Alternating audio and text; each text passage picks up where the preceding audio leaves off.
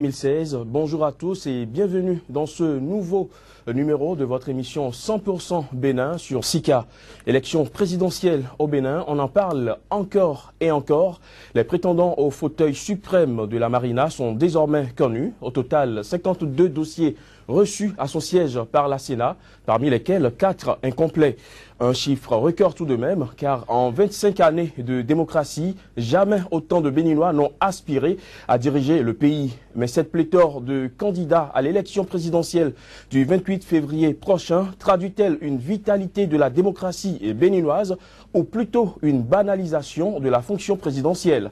On fera le débat en première partie de cette émission. Et puis, en seconde partie de cette émission, après le choix porté par le Parti du Renouveau démocratique PRD et la Renaissance du Bénin RB sur la candidature de Lionel Zinsou, des choix qui déjouent tous les pronostics évidents et que d'aucuns qualifieraient de mariage incestueux. Après ces choix, donc, disais-je, nombreux sont ceux qui s'intéressent aujourd'hui, plus que jamais, à la place qu'occupent les convictions dans les choix politiques au Bénin. Avec l'activiste politique Jacques Ayadi, on abordera la question. Et puis, les canards sont également dans les kiosques ce jeudi. Les unes des quotidiens qui nous sont parvenus seront passées au scanner. Vous avez compris, ce sera la revue des titres avec Kodjovi Ametornou que nous installons pour commencer avec ceci. Kodjovi Ametornou, bonjour. Bonjour Emmanuel Campi. Très matinal comme d'habitude et vous avez déjà pu mettre la main sur quelques tabloïds parus ce matin à Cotonou. Oui, effectivement, et nous démarrons donc par le quotidien de Médéric François Gongo, Actu Matin, Actu Express du moins, qui titre en manchette soutien de la RB et du PRD aux candidats des forces pour un Bénin émergent. Un cocktail détonnant aux conséquences néfastes pour la démocratie béninoise. Le ralliement de toute incertitude pour Lionel Zinsou et puis soutien indéfectible au présidentiable en pôle position. Les tradis thérapeutes certifient la victoire de Sébastien Germain Ajavon. Communal Info.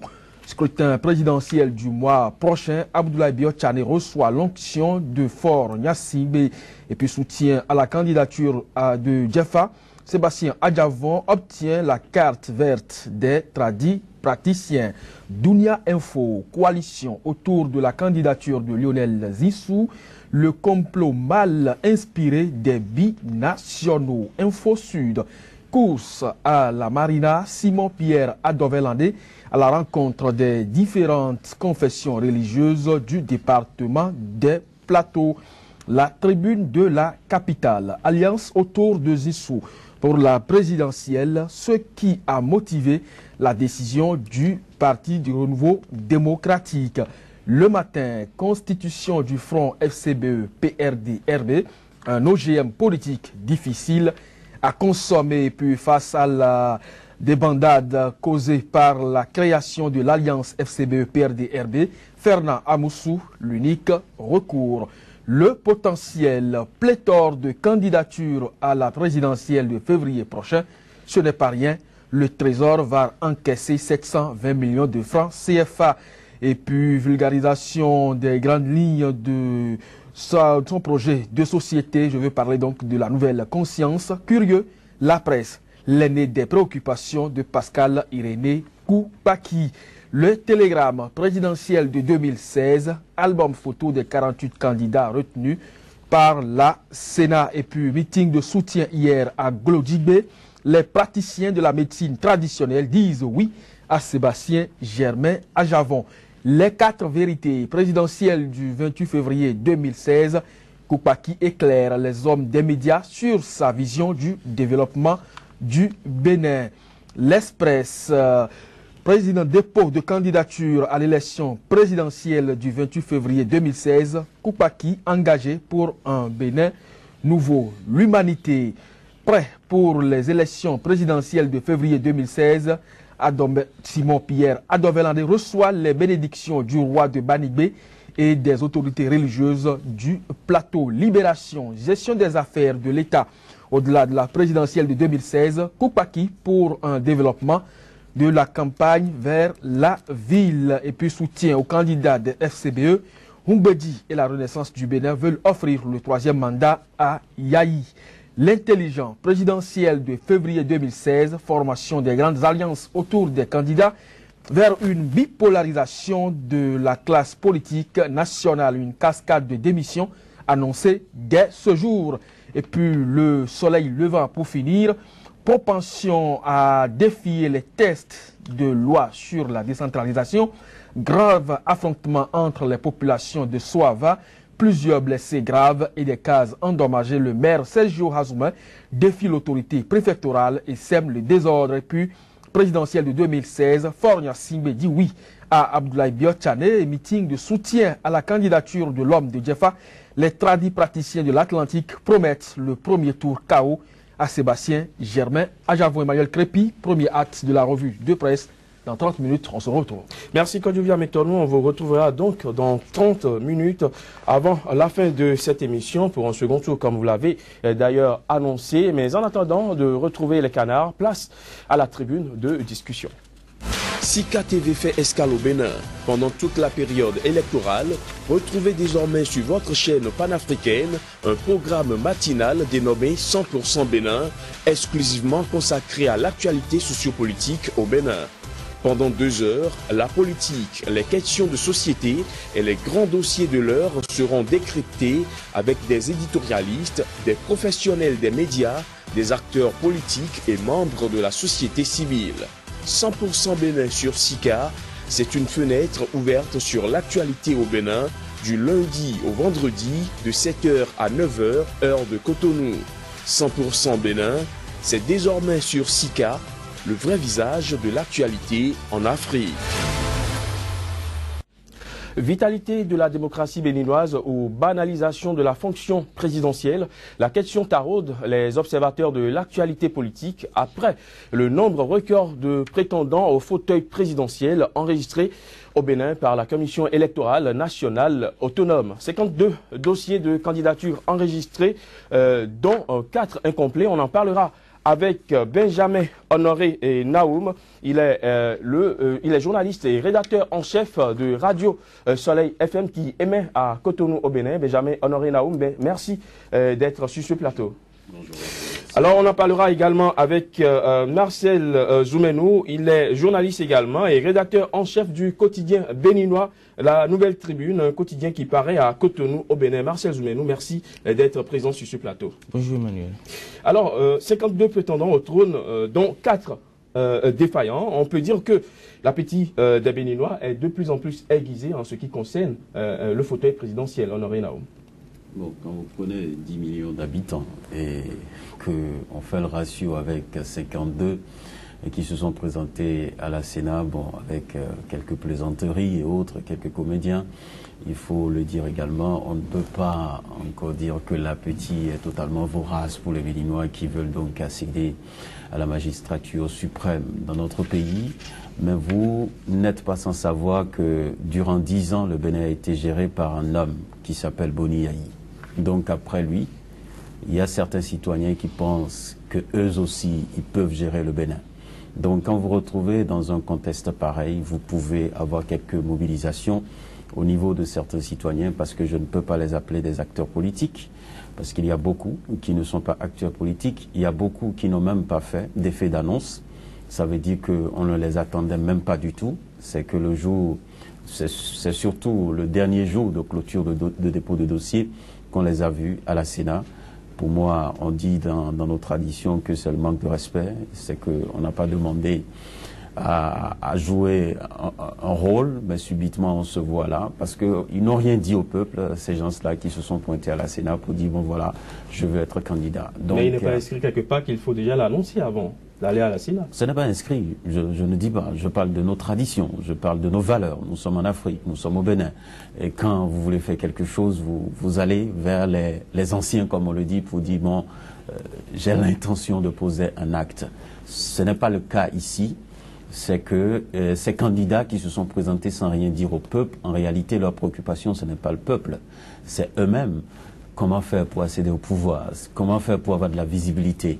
Comment faire? Parce qu'on a appris également que la Sénat a bien organisé les choses. Il y a les caméras qui sont là. Et 2 chaînes de télévision ont assuré cette couverture en direct. Donc on se dit, bon, moi-même je viens, on pourra me voir. Je pense quand même qu'il ne faut pas considérer ces gens-là dans notre société.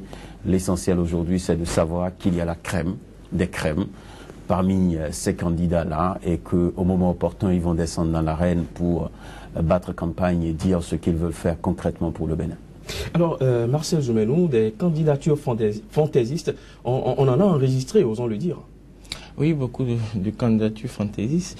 Mais moi, je voudrais beaucoup plus accuser les tests de la République. Vous savez, quand vous voyez l'article 44 de la Constitution qui parle des conditions pour être président de la République, c'est ouvert à tout le monde. Il suffit d'avoir entre 40 et 70 ans et c'est tout. Donc il n'y a plus d'autres contraintes. Et c'est là la première ouverture pour le désordre qu'on a observé avant-hier à la Sénat.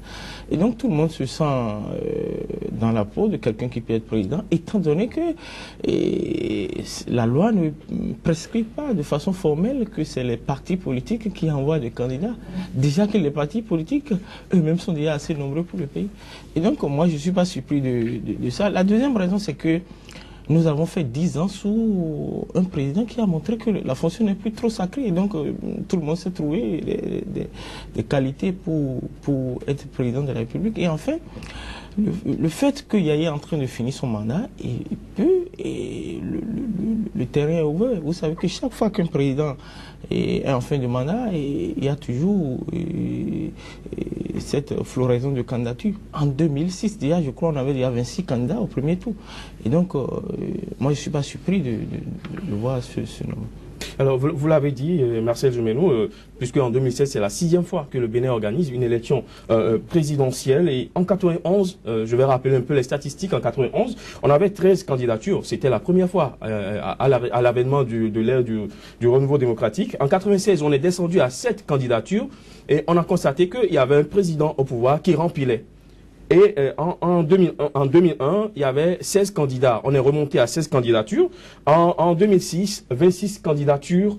Et en 2011, 14 candidatures. Alors le constat que moi je fais, c'est que à chaque fois qu'un président a fini de faire les 2 mandats et qu'il doit partir, le chiffre monte tout d'un coup. Honoré Naoum. Oui, parce que tout simplement, dans notre pays, on a décidé de ne pas faire les choses dans les normes, dans les règles de l'art. Vous imaginez un seul instant le nombre que nous avons aujourd'hui de candidats qui ont cohabité avec le pouvoir en place. Tout simplement, le chef suprême n'a pas organisé sa transition. La preuve, vous voyez très bien l'homme jusqu'à présent en activité, qui tient à occuper le terrain comme si nous n'étions pas en fin de mandat. C'est le vrai problème qui s'est posé. Si déjà un an à l'avance, le président de la République organise sa troupe et dit voilà, c'est mon dauphin, un dauphin accepté par sa base, on pouvait réduire un certain nombre de candidats aujourd'hui. Parce qu'on a plusieurs candidats qui ont fait l'effort secouru pour un Bénin émergent. C'est un vrai problème, c'est un élément fondamental qu'il ne faut pas oublier. Parce que quand vous êtes en fin de mandat, la même chose avec le président Mathieu Kérékou, il ne nous a pas choisi un dauphin. Il a préféré carrément le silence. Donc les acteurs qui ont pu économiser quelques millions autour de lui se sont positionnés. Et c'est la même chose que nous vivons aujourd'hui et en grandeur nature. Parce qu'on a vu le président de la République dans le populisme, l'homme qui descend dans l'arène, qui peut poser des actes qu'on n'imagine pas du tout sur le terrain politique et tout. Donc les Béninois, ceux qui ont collaboré avec lui, ceux qui étaient dans les déplacements avec le chef de l'État, ont dit mais quand même cette affaire-là c'est quand même facile, nous-mêmes nous pouvons faire la chose. Et étant donné qu'il n'a pas mis un mécanisme en place pour canaliser sa troupe, c'est comme ça qu'on se retrouve aujourd'hui avec 48 dossiers déposés. Bon, c'est vrai qu'à la fin on n'aura pas 48 candidats, parce qu'il y a certains qui ne vont pas payer les 15 millions, qui ont essayé de rassembler. C'est déjà sûr? Non, c'est sûr. Il y a certains qui ne payeront pas les 15 millions, ils n'ont pas 15 millions. Il y a d'autres qui ont peut-être 15 millions, mais qui ne rempliront pas les conditions mentalement, physiquement et autres. Ça, c'est le contrôle médical qui va déterminer cela. Et les psychologues, donc, qui vont écouter ces candidats. Mais au-delà de tout, ce n'est pas bien pour un pays d'avoir 48 intentions de remplacer le président qui est en place. Ce n'est pas rassurant. Et là, nous devrions normalement gagner en maturité. Mais on ne peut pas avoir 26 candidats. Par le passé, les gens ont crié et 10 ans après, on se retrouve. Donc ça veut dire que dans 10 ans, si un autre vient et qui arrive à avoir 2 mandats, donc dans 10 ans, on va multiplier ce nombre par 2. Je crois quand même que ce n'est pas sérieux pour ce petit pays, le Bénin, où on a déjà 25 ans de démocratie. Normalement, on devrait gagner en maturité. Mais c'est dommage qu'il y a des gens qui vont seulement compter sur leur voix, les voix des membres de leur famille et qui pensent qu'ils peuvent diriger le Bénin. Je pense qu'il y a un travail à faire. La sensibilisation, on doit renforcer la chose pour amener les uns et les autres à comprendre que pour diriger un pays, ce n'est pas une question de famille, ce n'est pas une question d'un quartier, ce n'est pas une question de ville, c'est le pays. Ça veut dire qu'il faut être véritablement représentatif. Alors, Marcel Zouménon, est-ce que quelque part cela ne traduit pas une certaine vitalité de la démocratie béninoise?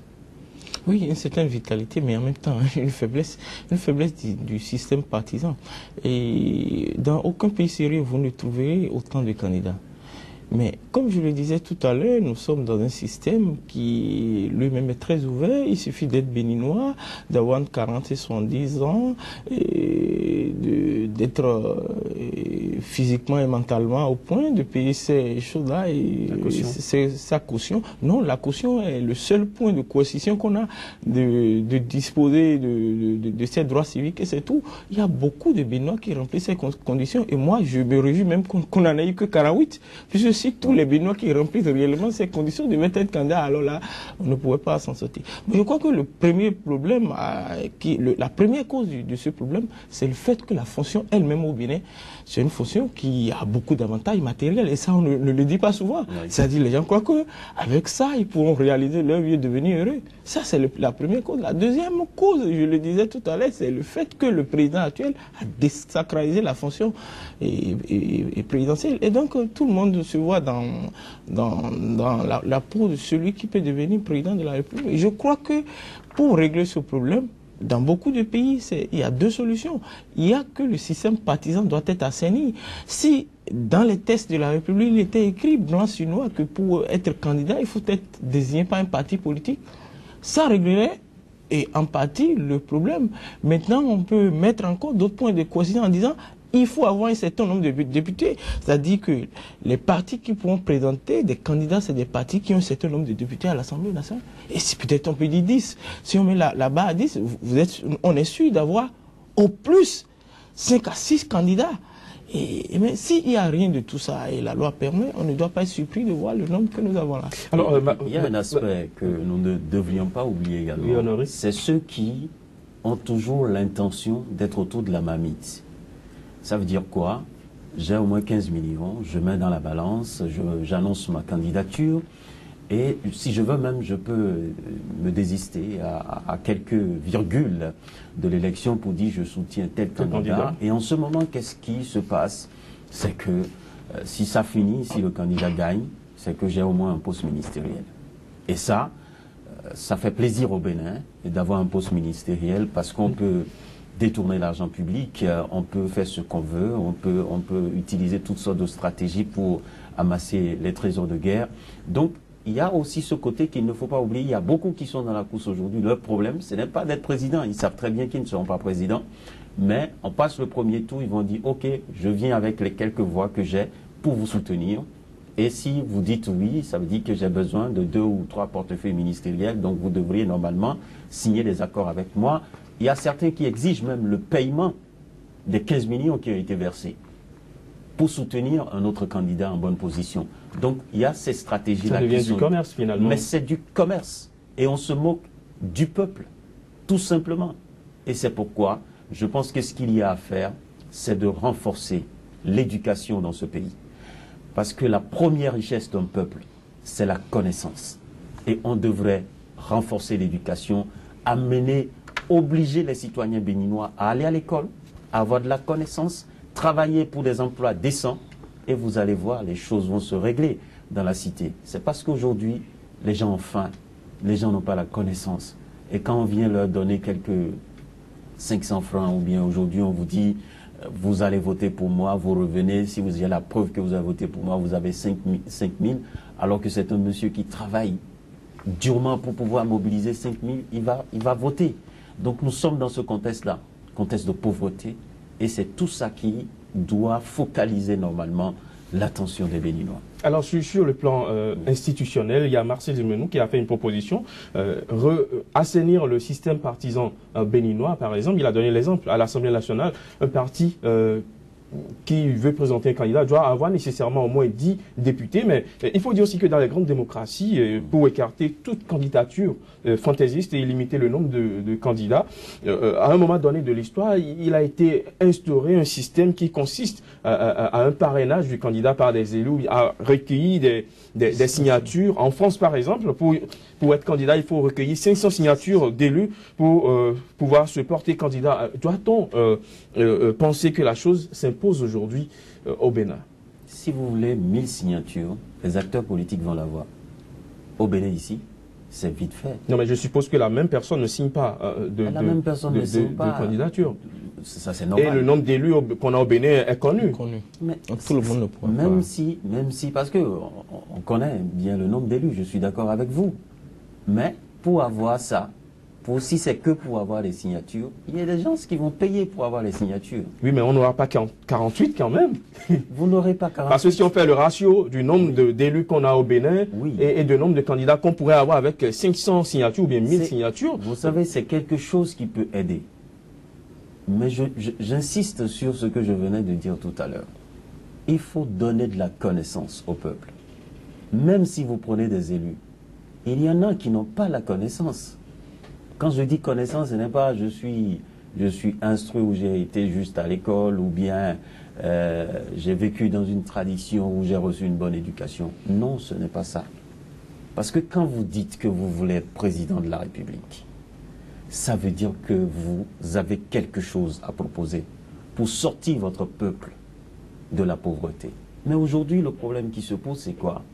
Les gens ont un minimum de ressources et qui sont en mesure d'aller voir ces élus locaux pour dire, bon, voilà, telle chose, voilà, je vous promets tant. Les gens vont signer, mais pas une signature de conviction. C'est ce que je dis. Normalement, pour signer le document pour quelqu'un, c'est que je suis sûr que cette personne-là, en venant au pouvoir, va transformer les localités, va transformer les villes, va essayer de mettre en place d'autres mécanismes pour booster le développement. Mais ici, ce n'est pas encore la préoccupation. Qu'est-ce que je gagne avec toi tout de suite et maintenant? Le reste, ça ne me préoccupe pas. J'ai eu la chance de dormir dans les mêmes cabines que le président de la République. J'ai un poste ministériel garanti. J'ai vécu dans la même famille ou bien on a été amis d'enfance. Du jour au lendemain, je peux devenir ministre. C'est ça le contexte dans lequel oui, mais on aurait quand même, avec la signature, on aurait quand même limité. On va régler un problème. Je suis tout à fait d'accord avec vous. Et j'insiste sur ce que mon collègue vient de dire, c'est quoi? Il faut nécessairement obliger les citoyens béninois qui veulent être candidats à être portés par un parti politique. Ça veut dire qu'il n'y aura plus de candidats. On peut être opérateur économique, on peut être acteur de la société, mais si vous voulez être président, ça veut dire qu'un parti trouve des qualités en vous et vous appelle. Et c'est le parti qui vous propose. Mais vous n'allez pas vous pointer du jour au lendemain et c'est après que vous allez taper à des portes, des partis politiques pour dire venez me soutenir parce que j'ai l'argent. Ce n'est pas ça le problème. Le problème ici maintenant, qu'est-ce que j'ai dans la tête? Qu'est-ce que je veux apporter? Et vous prouvez cela aux acteurs politiques qui vont dire ok, je vous accompagne parce que nous avons confiance en vous. Ici, on accompagne parce que le type peut sortir les ressources. Parce que autour de lui, on sait qu'il y a des accointances qui peuvent permettre de jouir du pouvoir. C'est la seule préoccupation aujourd'hui des acteurs politiques dans notre pays. Et vous avez compris largement la chose. Donc, qu'est-ce qu'il faut faire? Tournons vers le peuple.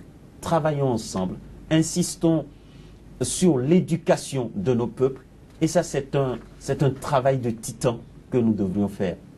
On vous aura compris, Honoré Naoum. Marcel Zoumenou, les signatures, recueillir les signatures ou le parrainage des élus réglerait-il le problème de la pléthore de candidatures que l'on observe? Oui, mais en partie, comme l'a dit Benjamin Naoum, et ça va régler le problème en partie, puisqu'on connaît le nombre d'élus locaux, d'élus communaux, je ne sais pas, on peut dire c'est les élus communaux comme c'est le cas en France.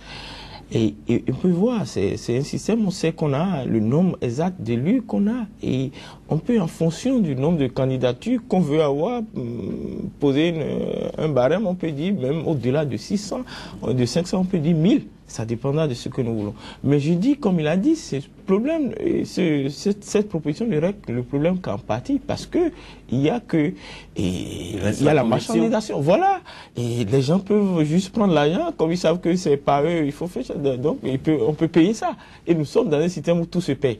Et donc, c'est pourquoi je dis, en dehors de cette proposition, il faut ajouter à cela plusieurs autres propositions, comme l'assainissement du système partisan, comme des mesures, d'autres mesures beaucoup plus coercitifs pour permettre d'avoir un nombre réduit de candidats. Vous savez, dans les pays des démocraties très organisées, il faut avoir un parcours politique pour être président de la République. Mais quand vous voyez dans le lot des 48, en dehors peut-être d'une dizaine ou vingtaine de candidats de présentés, vous voyez que le reste, c'est des gens qui ont eu des parcours professionnels presque exemplaires. Et donc, qui se dit, ah mais j'ai quand même le bagage intellectuel pour être président de la République. Non, mais ça ne suffit pas. Dans une démocratie, il faut le parcours intellectuel et professionnel, mais il faut un parcours politique. Ce que nous n'arrivons pas à avoir dans le lot des candidats qui émergent souvent au Bénin. Et ça, c'est un problème pour le prochain président de la République. Il faut des réformes profondes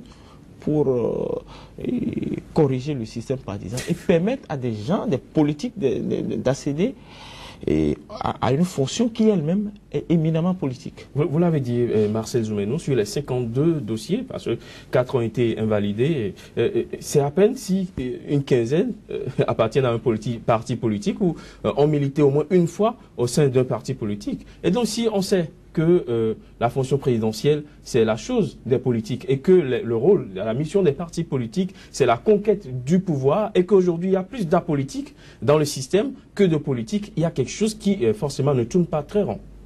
Oui, il y a quelque chose qui ne tourne pas très rond parce que les partis eux-mêmes, vous savez, dans nos partis, il n'y a pas assez de démocratie. Et ça éloigne beaucoup d'intellectuels d'intégrer. Moi, j'ai discuté avec un candidat que je connais très bien, qui est un haut cadre des Nations Unies, qui est candidat sur la liste, et qui m'a dit, mais quand il lui a dit, mais pourquoi tu ne te fais pas porter par un parti, il m'a posé la question, est-ce qu'il y a du parti politique au Bénin? Donc il y a ce problème, tant qu'il n'y aura pas de démocratie dans les partis, les intellectuels n'y trouvent pas leur compte. Ils se disent, bon, c'est un chef de parti qui est là, qui désigne celui qui veut comme candidat. Et donc, il y a ce problème à régler, la démocratisation des partis. Mais il y a également, comme je le disais, l'assainissement des partis pour permettre à ceux qui ont envie d'avoir une carrière politique de l'avoir. Mais aujourd'hui, on n'a pas cette possibilité au Bénin. Et donc, les gens se disent, bon, il suffit de passer, contourner un peu le couloir, d'avoir un peu d'argent, et puis tout est aujourd'hui basé sur l'argent dans notre pays. Le système politique, c'est basé sur l'argent. Regardez un peu notre Assemblée nationale, c'est rempli d'hommes d'affaires. Les hommes d'affaires sont en train de quitter les affaires pour aller en politique. C'est paradoxal, ça ne se passe. C'est parce que les politiques ont échoué quelque part. Oui, parce que les politiques ont joué, mais parce que le système est basé sur l'argent. Et donc, un intellectuel qui a de bonnes idées, qui n'a pas les moyens, ne peut pas prétendre à être député ou président de la République. Donc, il faut régler tous ces problèmes-là. C'est un ensemble de problèmes qui se sont posés à notre pays pendant les 25 ans de démocratie, que nous devons avoir le courage de corriger si nous ne corrigeons pas. Mais dans 5 ans, en 2021, nous pouvons avoir 500 000 candidats. Nous ne devons pas être surpris, puisque nous avons un système pourri qui favorise tout. Honoré Naoum, aux États-Unis, en France, les candidats sont quand même portés par des grosses firmes, des hommes d'affaires avec beaucoup de sous, mais il n'y a pas pour autant assez d'opérateurs économiques en politique. On reconnaît la place des politiciens aux politiciens et la place des hommes d'affaires aux hommes d'affaires. Pourquoi les hommes d'affaires sont dans la course aujourd'hui? C'est parce que ce que les politiques sont en train de faire Hein, je dis bien ce que les Très politiques rapidement, parce sont qu'on en est train de presque à la faire. fin de cette Mais première partie. ça nous mène vers le chaos. Et quand il y aura chaos, qui sont ceux qui seront les premiers perdants? Ce sont les acteurs politiques et les acteurs économiques qui ont investi suffisamment. Parce que quand on va dire que ça a commencé par détonner ou autre, on va casser quoi? Les immeubles. Construits, bien entendu, par les politiques. Ça veut dire que l'investissement sera totalement en l'air. Donc ces acteurs économiques se positionnent pour dire, bon, on vient pour corriger. Parce que si on ne corrige pas, nous serons les premières victimes. Et c'est dans cette situation que nous nous retrouvons aujourd'hui au Bénin. Il faut comprendre la chose simplement. On aura certainement l'occasion de revenir là-dessus, Honoré Nao. Merci à vous, Benjamin Honoré Nao. Merci, Marcel Zoumenou. Merci pour vos différentes analyses. Ce sera tout pour la première partie de cette émission. On fait un tour du côté de la rédaction pour les informations. On revient juste après le journal. Sika TV fait escale au Bénin. Pendant toute la période électorale, retrouvez désormais sur votre chaîne panafricaine un programme matinal dénommé 100% Bénin.